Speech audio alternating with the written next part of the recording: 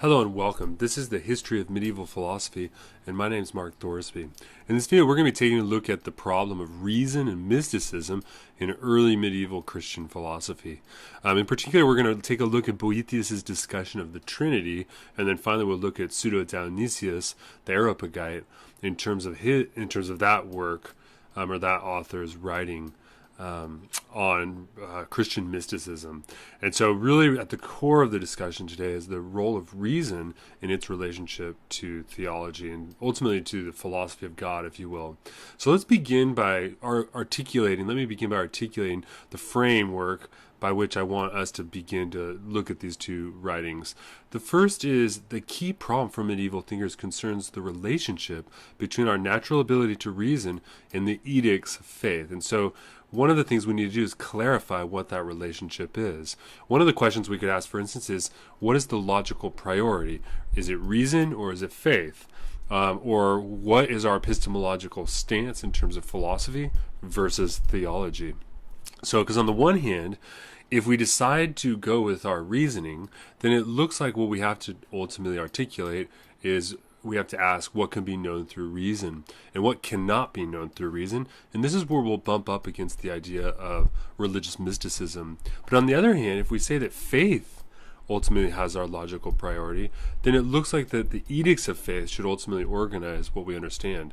Now, it is important here to recognize, though we won't see the authors in these passages actually making this distinction, but it's important to recognize that there is perhaps a role of what we might call natural theology, where a natural theology is a theology that, similar to Aristotle's unmoved mover, that articulates some notion of the divine, but ultimately purely as a consequence of reasoning and nothing else. This is not the case in the Middle Ages because as Christians, and then of course if we're going to, later on we're going to be looking at Islamic philosophy, and so as Muslims, or when we look at Jewish philosophy, or as Jews, what we have to ask is, what is the role here? Which one of these is going to be driving our discussion? Is it going to be reason, or is it going to be these edicts of faith, and how are the two related? For instance, when I talk about logical priority, two things can occur at the same time, but one can have a logical priority over another. So for instance, when I'm driving my car, having gas in the tank has logical priority to my pushing down the accelerator pedal, because the accelerator pedal can only work so long as there's gas in the car. But notice it's not a priority in terms of time, because you have to have both of them at the same time. But we would say the fuel has logical priority. So organized differently, we could say, what is our priority here? Is it what can be known through reason, or is it the edicts of faith? So for instance, one of the things we're going to look at in particular is the Trinity. And the Trinity in Christian philosophy is a notable problem for Christians, and which is not a problem for the Jewish or Islamic philosophers. In fact, the Islamic philosophers we'll see later on are very critical of the Christian theologians precisely because of this notion of the Trinity, as well as the idea that God becomes man. So what is the Trinity? Well, the Trinity refers to the idea that God is one, right? God's infinite. God is a sort of a simple substance. And we saw this discussed in the Consolations of Philosophy with Boethius. But the other notion here is that God is also three persons in classical Christian theology. So God is Father, God is Son, and God is Spirit. So there's obviously we're three persons of God. And so we end up with this sort of paradox where if God is both one and God is three, which is on the one hand a contradiction, but when you affirm a contradiction in both ways, you doubly affirm a contradiction, you have a paradox. So what we have here is a paradox. And what are we going to do with the paradox? Well, if we really just, and this is to illustrate my discussion, it's not in the writings I'm talking about here, but if we really want to say that our reason is what should guide us, then that means that a paradox is actually a contradiction. A contradiction has to be false. So we should reject the notion of the Trinity. That would be the most rational conclusion. But you can see faith here would argue that the Trinity is a consequence of revelation. God has told us. So what it is it's a divine mystery that we need to treat as being true. But this raises the question whether or not theology is actually a type of divine sophistry, in which ultimately reason is just in service of justifying things which are already taken to be as true. And this raises some very serious questions regarding the nature the epistemological nature of theology and what exactly is going on there.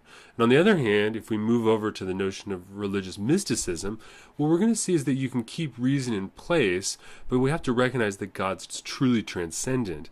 And to say that God's truly transcendent is to enter into a religious mysticism in which ultimately God is beyond all knowledge, God is beyond all articulation. In fact, God is beyond all theology.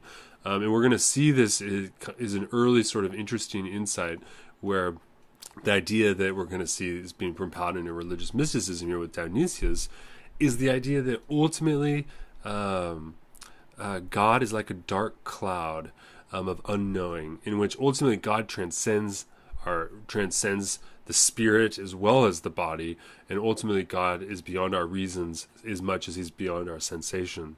And in that regard, ultimately, the only way in which one can, as it were, gain knowledge of God is by actually ceasing thought and ceasing these things. So it's sort of divine religious mystery. So we're going to talk about that today as well. So let's sort of jump in and look at Boethius. Now, Boethius, we're only looking at his passages on the Trinity, and so we're not going to do a full-fledged video here on the Trinity, but we're going to start here with the Trinity. You're going to see how the Trinity raises in Boethius a number of important questions, which ultimately will point us in the direction of what looks like religious mysticism. Now, I don't want to be overly simplistic here. Boethius is not a religious mystic, but we're just coupling the readings together. So as I mentioned before, the Trinity asserts that God is three persons, but one God. So God is three in one. So the Boethius begins by saying, okay, so we have this notion of the Trinity. What does that mean? How can it be the case that God is simple substance? That's what we saw in the Consolations of Philosophy, but that God is one. Well, it means that we have to first understand what difference is. Because to say that anything is a multiple of something else is ultimately to distinguish something that has difference. Now, when I say that something has difference, or rather Boethius gives the example that things which have difference are things which can be augmented or they can be diminished. You can add to them, you can take away from them. But in terms of taking away and adding, that would be the notion that not God is three, but anything that is plural has difference. If it's plural, that means we're talking about augmentation or diminishment in terms of the substance of something. So for instance, I can put up here 3 cups of coffee, for instance, and you recognize that they're 3 different things because they're different, and they're different because they can be changed in various ways, and we can recognize them. They're even different in terms of their very place. So we have to first understand this distinction between unity and plurality. Now, something very, very, I think, insightful and important gets mentioned, and that's the notion of plurality. And the principle of plurality, Boethius argues, is otherness, right? Otherness here is the notion that I'm me, and everything else outside of me is an other to me. In philosophy, this is what we call the problem of alterity, or the problem of otherness, right? And the principle of plurality is the idea that there can be others. So you can't have a plurality without a division between being in some sense, right? So for instance, if you found something which was undividable in principle, then that would mean that it has a unity that is at bottom that can't be differentiated, right? Notice the language there. Without division, you don't have differentiation. Without differentiation, you don't have plurality. So the principle of plurality is otherness, right? And every plurality also has a diversity within it. So for instance, we can talk, or the Boethius' argument here is that a plurality can be understood in terms of its genus, in terms of its species, or in terms of its number. And we're going to see that Boethius is going to break these down for us. But the argument here is really about our language. Our language, we can refer to the plurality of things by talking about the essence of which it shares with other things. We can talk about what it is as opposed to other things. And we can also talk about its numeration or its quantity. So we get this distinction, importantly, between what we might say is the difference between the same and the other, or the diverse. And I would prefer the distinction between the same and the other, But ultimately, the language Boethius chooses is the difference between sameness and diversity, the diverse. Okay, so let's talk about sameness to start. The same, something can be said to be the same in three different ways, right? First is the genus way, where you can say, for instance, human and horses are the same insofar as they're both mammals, right? So notice I can understand sameness in terms of its genus, right? The second is I can understand sameness in terms of its species. So I can say Cato and Cato is the same as Cicero in the sense that both of them were men that lived during the Roman Empire, right? So they're both species of human, right? And we can also differentiate the same, or things can be said to be the same in terms of their number. So maybe I see Tully and Cicero standing over there, and I say Tully and Cicero are both here the same. They're both counted as being the same. So I can even understand things as being the same in terms of their quantities. Now, diversity or otherness here can also be broken down in these same three categories. Now, the genus and species one is pretty clear, right? Because I can say that humans and horses are different types of. Well, I can say let's maybe my example would be easier if it was humans and reptiles are different because they both have different genus. Now, humans and horses also have different genus, at least if in the biological schema that gets used. But you can differentiate in terms of the genus. You can also differentiate in terms of the species. So Cato's not the same person as Cicero, right? So Cato and Cicero may be of the same genus, but they're different in terms of their species, right? If I just think of them as different individuals. And then you can also understand things in terms of their difference by their number. And this is pretty much the way in which we principally think about difference and diversity is in terms of the number, the quantity. An example that Boethius focuses on here is the notion of the variety of accidents. So for instance, I'm a human being, but there's different features I have which are not necessary for me. So the accidental is opposed to the necessary. That's the first thing we can recognize. So for instance, I'm a human being, which means that I have to have a brain and eyes, or I have to have at least a brain, and I have to have a nervous system and a genetic structure, etc., that's indicative of human beings. But notice there's other features of me which are purely accidental. So for instance, I have blue eyes and sort of brown hair. But those are accidental features because they could change. Well, they're not going to change, but if they were different, it wouldn't change the fact that I'm a human being. So for instance, so we can focus on the notion that every being has different accidental features, and we recognize the differences of individuals by these features. But the important thing here is that it's not just a distinction in terms of the mind, because each of these accidents quite simply has a different place within space and time. So the features are not the same, so they can be truly enumerated. So there, Boethius is just sort of getting us to understand the basic framework for understanding the difference between oneness, the monotheism of God ultimately, and plurality, the three-personhood nature of God. So now let's talk about the Trinity in particular, or let's take a look at what Boethius says. Boethius says, let us begin and investigate each point insofar as it can be understood and grasped. For it seems most well said that it is the learned man's job to try to adopt a belief about each thing that conforms to the way it is. So that means that in order for us to articulate what we think about the Trinity, what we first have to do is we have to figure out the way it is ultimately and the way God is. And we're going to see ultimately that I don't think that Boethius, I know he doesn't solve the mystery of the Trinity, but what he does really spend his time coming to the conclusion of is that God has to be one and God has to be a unified substance without diversity. So this sort of raises some difficulty here, right, of how we're ultimately supposed to understand the Trinity. But let's take it in turn, okay? Well, first, Boethius says there's three parts of speculative science. Now, speculative science, obviously, what we're going to see here is science being the attempt to understand how things are, and speculative meaning I suppose for in this case, speculative in the sense that we have to know how things are beyond the way we normally take them.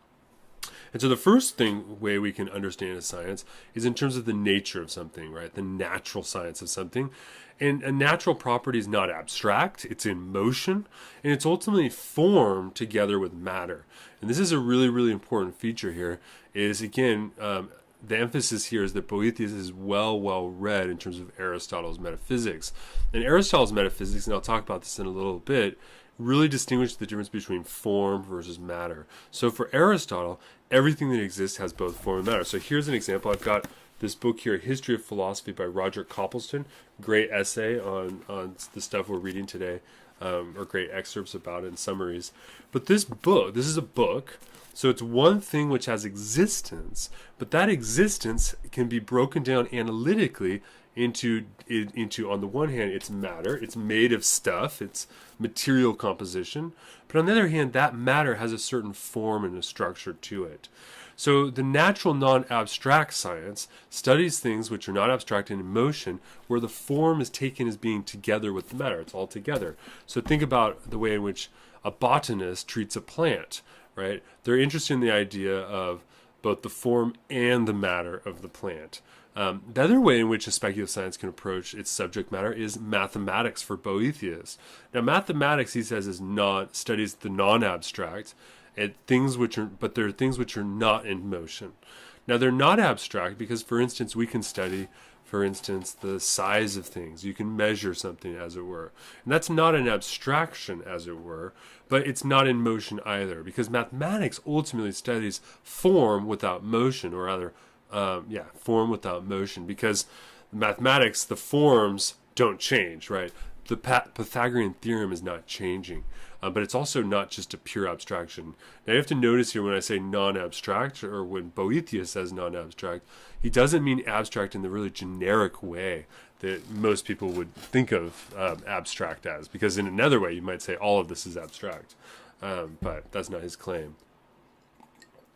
The third possible science is the science which studies the theological. And the theological here we can identify as being God's substance, or the infinite substance. Now the theological has no motion, but it is abstract. Why is it abstract? Because the theological is not grounded, God is not grounded as being a sensible object in space, right? And you can't count God, you can't look at God, you can't sense God. God is purely something which is known intellectually, as it were, at least in the theological scientific sense. The other thing is the theological studies the separable qualities of God, as it were, right? And notice here that the notion of the Trinity is a theological claim. It's not a natural claim. It's not a mathematical claim. So part of what Boethius is doing here is he's getting us to first recognize that within the order of science that one is doing, because there's different objects, and that because there's different objects of study for a particular science, that means that there's going to be different relationships of reason within that science, and certain things will be taken for granted and other things won't be, for instance. Now, each discipline, that means, approaches its subject matter differently, but always according to the object of its own study. So, for instance, the natural always proceeds in what Boethius says is a rational manner. Mathematics proceeds in what he says is a disciplined manner, whereas the theological proceeds in what he calls an intellectual manner. Now, it's pretty clear here that rational, disciplined, and intellectual are taken to be three different things and exemplified in each of these three different domains or sciences. Now, this is somewhat difficult for us because we typically do not think of it this sense. For us in the modern world, most of the time when we talk about something being a rational manner, we mean in the same sense that it's also intellectual. And if it's intellectual and rational, we also recognize it's disciplined.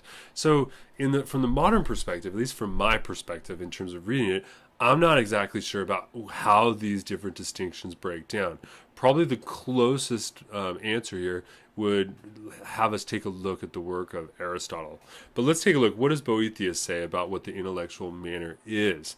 Quote, "Therefore, with topics in natural science, one would have to proceed in a rational manner, with mathematics in a disciplined manner, with divine topics in an intellectual manner, and not be drawn away to the products of imagination, but rather gaze upon the very form that is truly a form and not an image, and that is being itself, and that from which being comes." So, okay, the rational manner, right, seeks to understand the way in which the form and matter of things are organized in a rational way. Mathematics proceeds because it has no motion. It uses quanta, as it were, units, and so it has to be disciplined in terms of the way it uses those units, as I guess.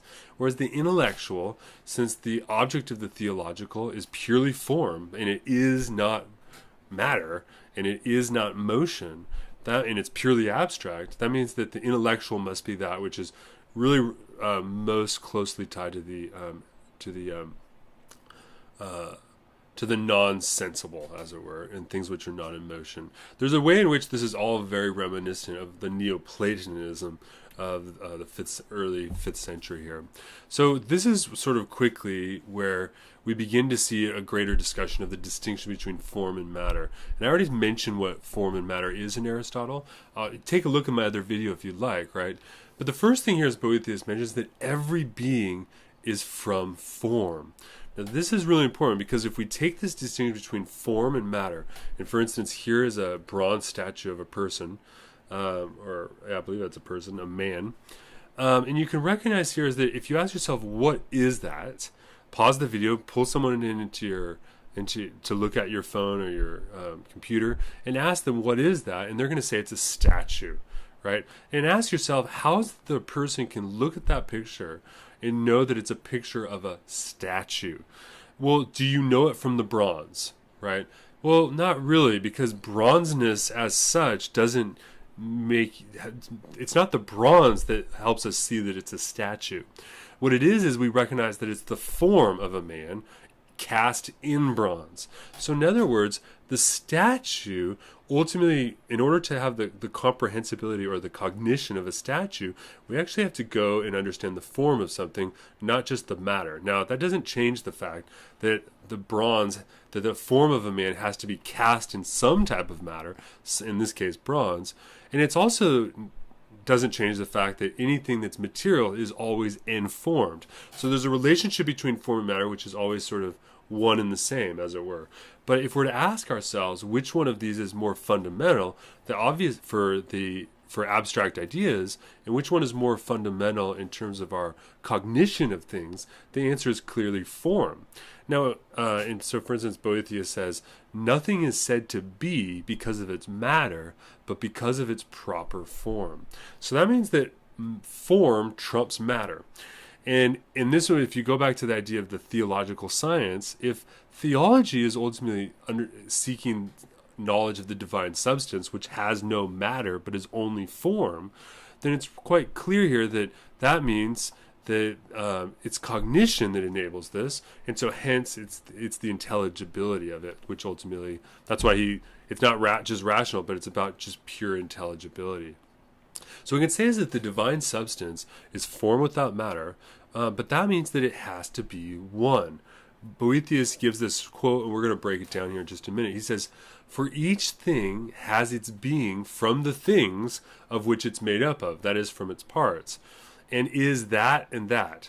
That is, its parts are joined together. But not this or that taken singly." So in other words, it's not just the parts that are important. It's not just the matter that's important, or the form that's just important, but it's both of them taken together, right? That's essential here. Now, this raises the question of, well, what is the thisness of God, right? So let's break this down, or this is how Boethius breaks it down. You can start off with the human being, right? A human has two parts to them, as it were. For Boethius, a human has a soul and a body, right? And we also have but we have a form and matter, right? Our body really refers to the material part of us, and the soul is the form of us, but we're both simultaneously. So we can understand that for the human, the soul and the body as being the this and the that. So the human is not a true unity, though, right? Because the human is both soul and body. By the way, notice here that whereas the Trinity is this concept that God is one, and it seems to cause lots of problems, most people don't seem to have a problem to say that a human is both soul and body, right? Boethius certainly doesn't have a problem saying that. So one of the questions here is Boethius interested in extending this natural logic between parts and wholes to God? Now, ultimately, he can't simply do that because God is a simple substance, but we'll talk about that. Well, it's right here, actually, right? So what is God? Well, God is ultimately a simple unity of form, right? Because God has no parts, because God has no matter, which means you can't add to God or take away from God. God is purely essence. and being simultaneously. So that means that God's form must be a simple unity. It's just one thing through and through. Because if it wasn't a one thing through and through, then it couldn't be God, right? So a simple unity for Boethius is the truest and the most beautiful and the strongest because it doesn't depend upon anything. Now remember here when we were studying the Consolations of Philosophy, what we saw there was the notion that God is self-sufficient. So that makes sense now, right? Because a simple unity that you can't add or take away from is self-sufficient. It is enough all on its own, as it were. So that means that if we're to talk about God, the divine substance has no number and it has no subject. Now, this is important. What is Boethius talking about here? Well, in logic, when we make claims, we typically take a subject and then we predicate something to that subject, right? So, for instance, I can say this book is a soft cover book, right? So what I've done there is I've made a subject, the book, and I've now taken a predicate or talked about its accidental features in some way, right? That it has a soft cover, has a soft cover, and I've essentially applied and synthesized those two concepts together, right? Because every subject you can predicate something of any subject, which means that if you can add, as it were, to add or negate from the subject of something. But in a strict metaphysical sense, the divine substance, since it's one single unity and you can't add or take away from it, that means it's not, strictly speaking, a subject. It's not a subject, not in the ordinary sense. So that means that when I say God is three, notice that the structure of that sentence is I'm treating God as a subject and trying to predicate three to God. Right? But the thing here is that since God is a simple essence, a perfect unity that cannot be subjected, that means that there's no statement in which you can logically predicate anything of it. So that means that when I say God is three, it's quite literally a type of nonsense, right? Now, God is a form without matter, and that means that God cannot be a subject. And furthermore, a form that is treated as a subject is actually an image. So what Boethius thinks is that it's not so much that God is three, but that we're confusing the image of God with the image of three. So you can see Boethius is really sort of beginning to try to break down the way in which language becomes its own set of hurdles for us conceptually. Now, that means that in God there can be no diversity, there can be no multiplicity of accidental features, and there can be no number. So at the end of the day, Boethius is really protecting the idea of monotheism here, right? What Boethius certainly would not want to do is argue that God is something else besides this simple substance. So that's important. So let me just take a look here at the actual passage. I'm just going to read the parts that are highlighted, right? Boethius argues, therefore, that is truly one in which there is no number, in which there is nothing besides what is. Neither can it be a subject, for it is a form, and forms cannot be subjects. But a form that is without matter cannot be a subject, and cannot be in matter. For it would not be a form, but an image. Therefore, in him, in God, there is no diversity and no plurality arising from diversity, and there's no multitude from accidents, and so there is no number. And the way I understand it is that ultimately when we take the logic of God seriously in this theological sense, right, that God is a simple unity that can have no predications and is therefore not a subject, that means that really when we talk about the idea that God is three, that the Trinity really seems to go beyond our reasoning, or in some sense it has to be understood differently from our reasonings, right? Or as I have here, right?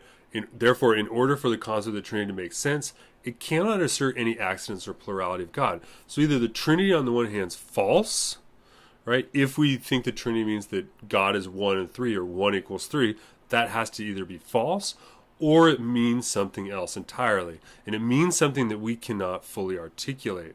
And so this brings us to the idea of mysticisms of Pseudo-Dionysius, the Areopagite. And I have to say a little bit by word about this. The first is that Boethius, that's all the writings on Boethius we're going to take a look at in terms of the Trinity. And there's not always a natural progression between these two thinkers. So I don't want you to think that these two writings are necessarily related to each other, but I want you to see that the subject matter compels us to ask the question of mysticism. That is, what exactly can we really know then if about these edicts of faith? Can theology or philosophy even touch these sorts of divine mysteries, as it were? Now, Pseudo-Dionysius. Now, why is it? As you know, pseudo means false, and so this means the mysticism of the false Dionysius the Areopagite. And this comes from a writing from the from the late 5th and early 6th century A.D. And this writing was originally attributed as being an authentic writing to Dionysius of Greece. And in fact, if you look in the New Testament of the Christian Bible and you read Acts 17, you see that St. Paul proclaimed, he's one of the late apostles, one of Jesus, I guess 12 or 13 apostles, in which Paul proclaims Christ. He actually goes to Athens and he goes to this hill. So this is a picture of Athens right here. And up here, this is the Acropolis, and this is the Parthenon's, well, back, you can't see the Parthenon, but it's back here. Over here is this is the Temple of Nike, I believe. I forgot the name of this temple. But this is the Acropolis in downtown Athens. But this is sort of a park. You just climb down the hill, and right here is this hill. Now, the hill has traditionally been known as Mars Hill, but that's the Roman name for the hill. But it's also called the Areopagites. And what would frequently happen is that, in this case, Paul was in Athens, and he was talking to people about Christianity and trying to convert people to Christianity. And he was invited by the Epicureans and the Stoic philosophers to come stand on this hill, because you can look out over a large crowd, stand on this hill, and then explain, for instance, the monotheism of the Christian faith. And so famously, the historical Paul really did go to this hill and give this speech. But here's where it sort of turns to legend a little bit, which is supposedly there wasn't a lot of converts that day, but Dionysius was converted, and he eventually became known as Dionysius the Areopagite, and that's because that's the Archipelago, which is the same thing as the name of the hill. So this is one of the converts, the philosophers who was converted. Now, it's called Pseudo-Dionysius here because we know that this was written in the 5th century because of its grammatical structure. So that's, 500 years or 450 years after the death of Christ. So it's highly, and because of the grammar of it, we know that it actually wasn't written. So we know, for instance, that this writing is not an authentic writing from someone who lived in the 1st century. But during antiquity, late antiquity, it was treated as authentic, and people believed it. It was the author claims to have been taught by Paul personally. The author also addresses the other apostles, as well as the other other members of the early church. It's also, there's a reference, not in the text we're looking at, but in the text attributed to this thinker, that they actually attended the funeral of the Virgin Mary and that they observed celestial phenomena during the crucifixion. And so all of these things, though, it's sort of, whoever it is who wrote this claimed to have really been right at the heart of the early Christian church. It seems highly unlikely for us today. Maybe there's some truth in it. We don't really know. But we do know that in the antiquity, late antiquity, they did treat this text as actually being the real deal. We think that when we take a look at it now, scholars recognize within the text there's a strong emphasis on the sort of 5th century Neoplatonism that we see other philosophers, in particular Proclus, arguing. In fact, we think that this text is highly influenced by the mystical theology of Proclus. So there's some question there. Is Proclus not necessarily the real author, but is he really the source material for this?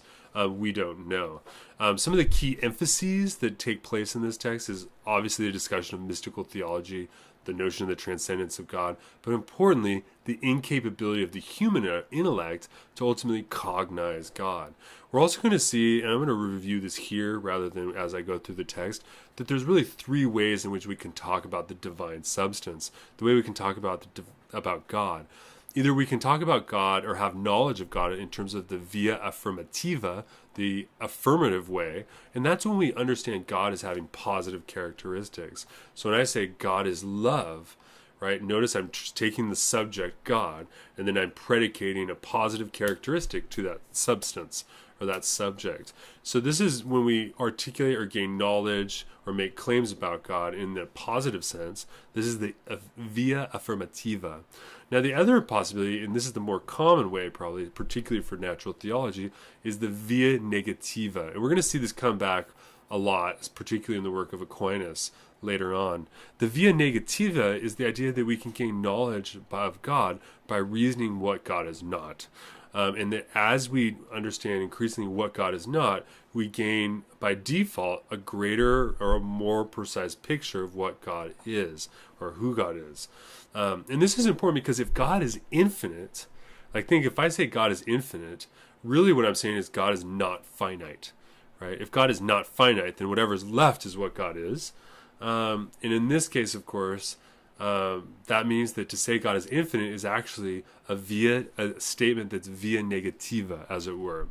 And then the final one we're going to see is the possibility of the via eminentiae, and I'm probably mispronouncing that because I don't speak Latin, but we can say is this would be via God's immanence, and this is when we make expressions or statements about the being of God in terms of recognizing God's being in God's transcendence. So we recognize the beyond nature of God. So we're going to see that these three things are going to play a pretty important role here in the way in which this mystical theology gets laid out. Now the text itself is actually fairly short. It's 5 short chapters. And it's called the mystical theology.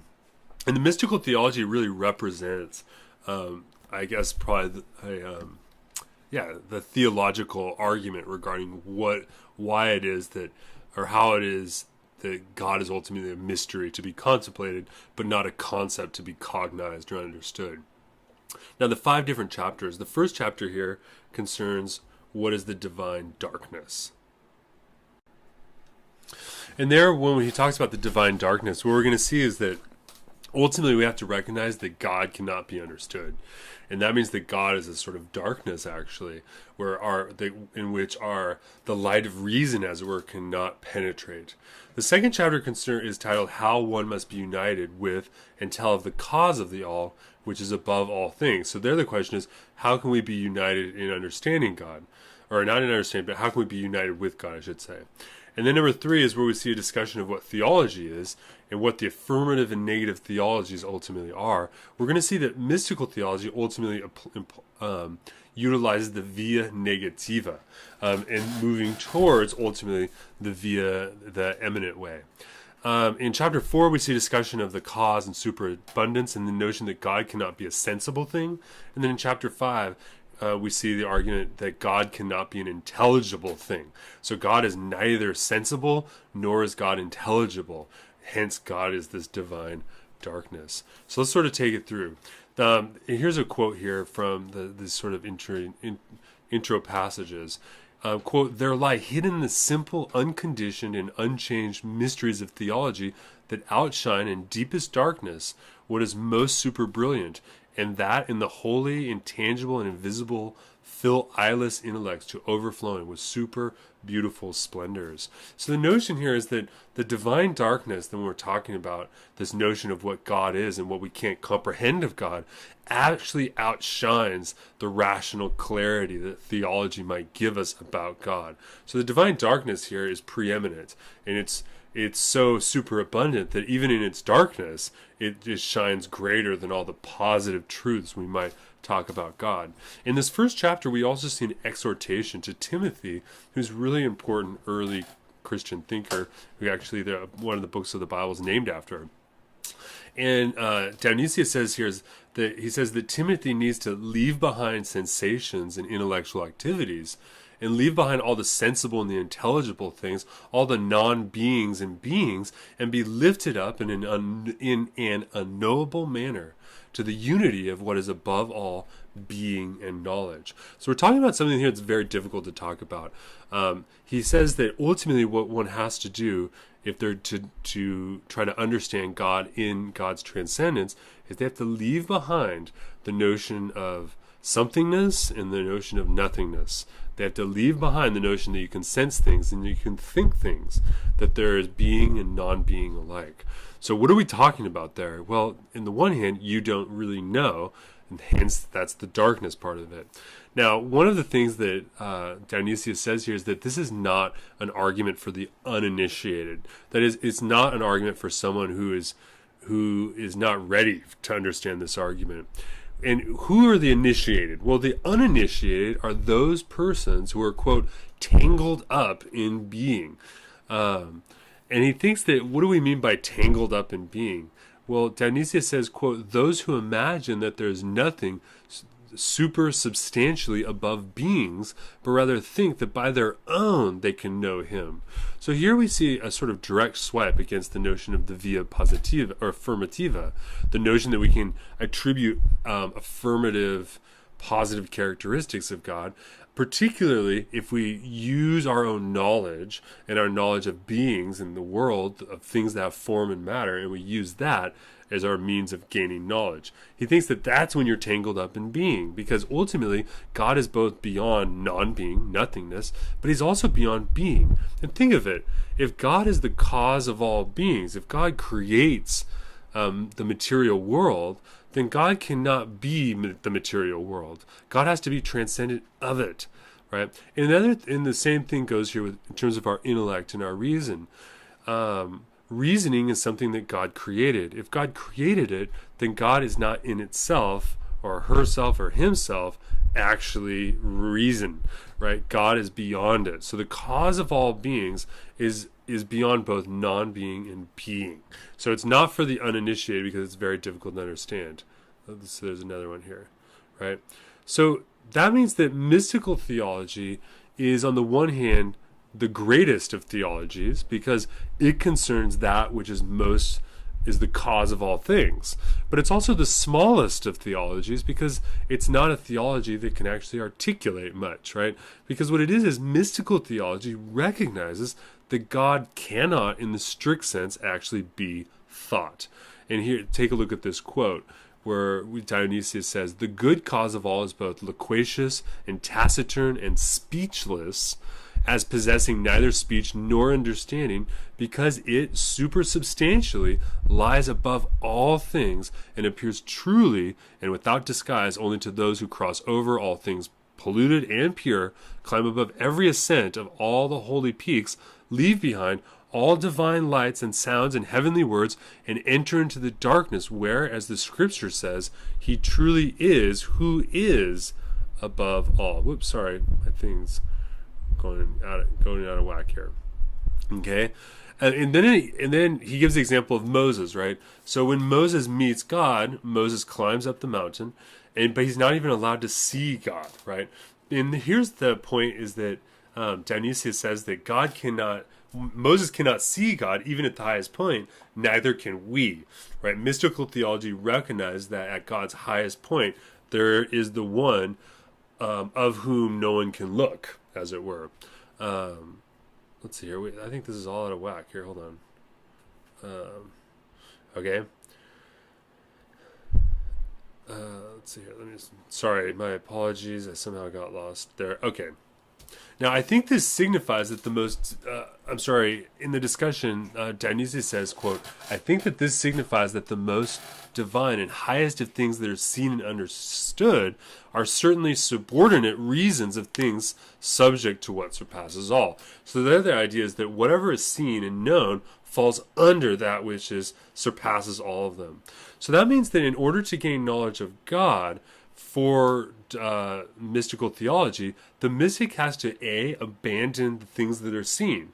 You have to abandon the object of things, but you have to also abandon the idea that there's one who sees. You have to abandon the subject, right? And then that means only when both the subject and the object, the seen and the seer, are abandoned, can one enter into this mystical darkness of the unknown. Take a look at this quote.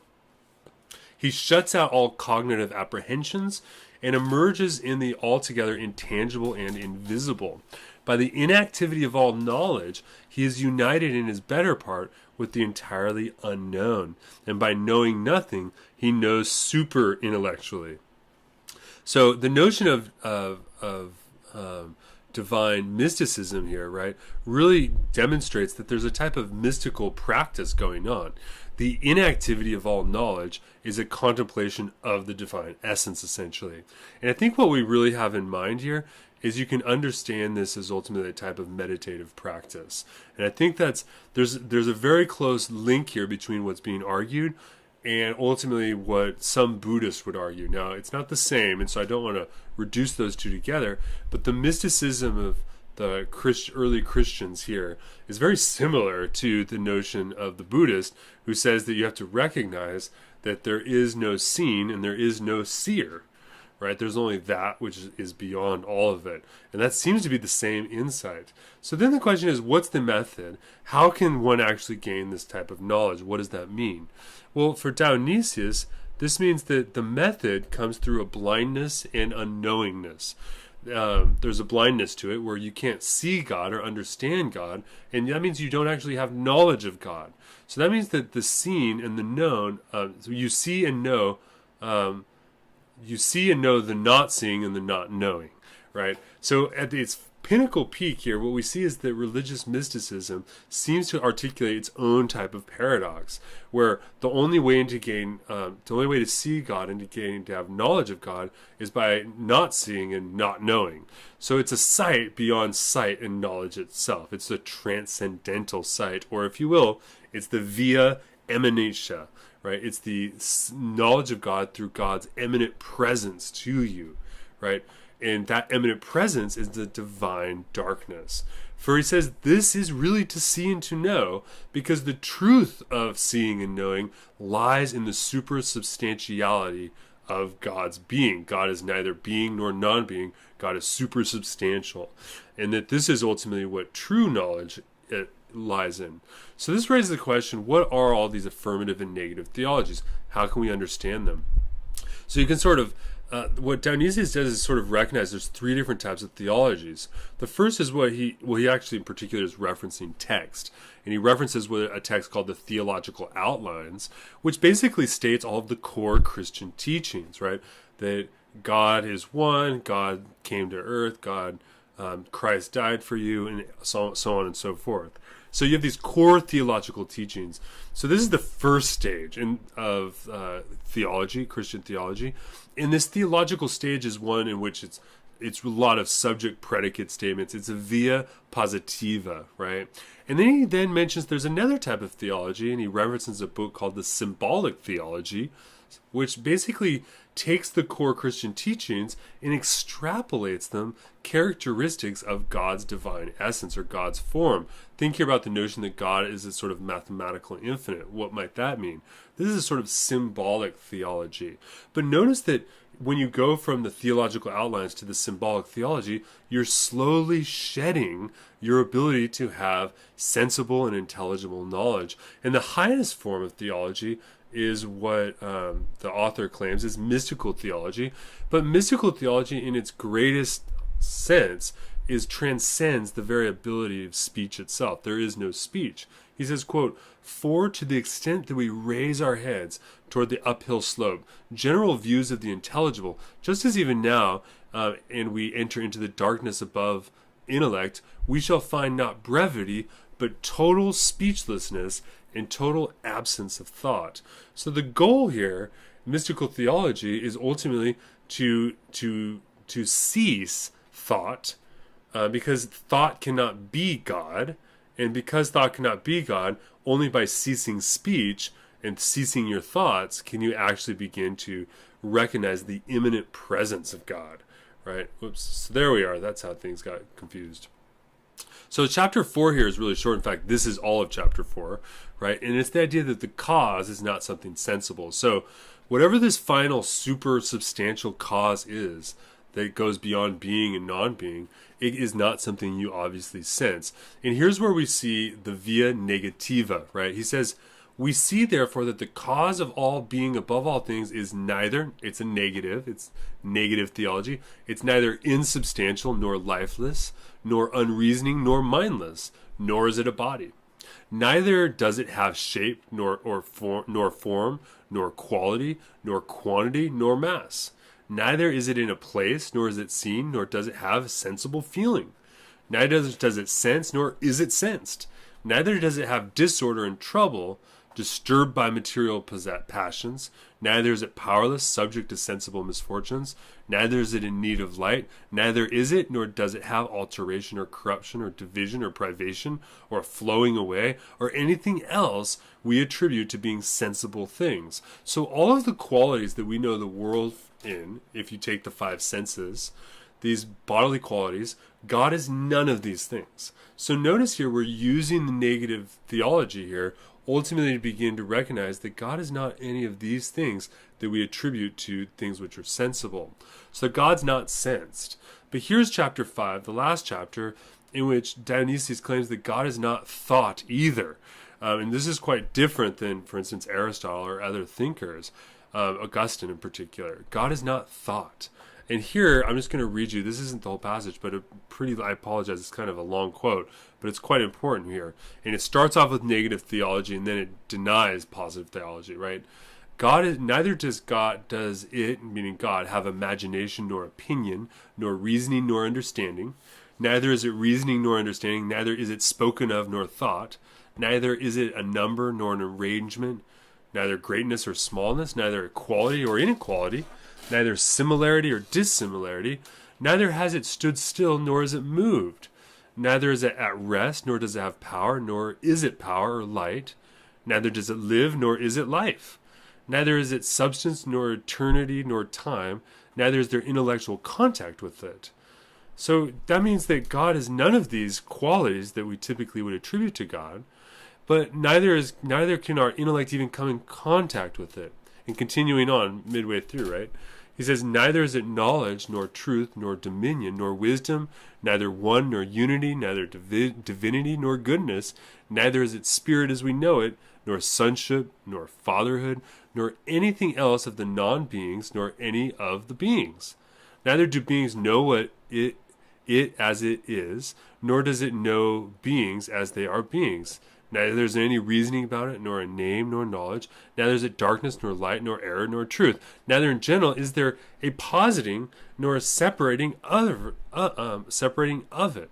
Rather, we do positings and separatings for things that come after it. So God is ultimately, this divine substance, is not something that can even be intellectually captured. And notice here that when I think, I have to think in language, and language requires difference, which difference is a type of being which could be created, so that means God cannot be any of those things. So God is, strictly speaking, not thought. And this is really what religious mysticism is the idea that ultimately God goes beyond reasoning to such an extent that it exhausts reasoning itself. And the ancient mystics would go on. We'll see other mystical philosophers in the Middle Ages come later.